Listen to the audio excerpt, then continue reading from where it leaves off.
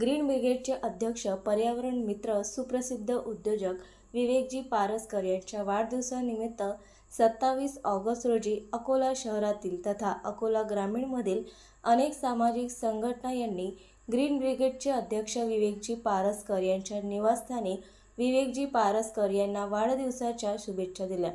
यावेळी अकोला शहरातील युवक वर्ग तथा सामाजिक क्षेत्रातील तसेच माजी सैनिकांनी विवेकजी पारसकर यांनी अकोला शहरामध्ये ग्रीन ब्रिगेडच्या माध्यमातून वृक्षारोपण करून अकोल्याचे तापमान येणाऱ्या पिढीला नैसर्गिक ऑक्सिजन लाभावे याकरिता वृक्षारोपण ही लोक चळवळ होण्यासाठी सातत्याने अकोला शहरामध्ये स्वतःच्या खर्चाने वृक्ष लागवड करीत आहे।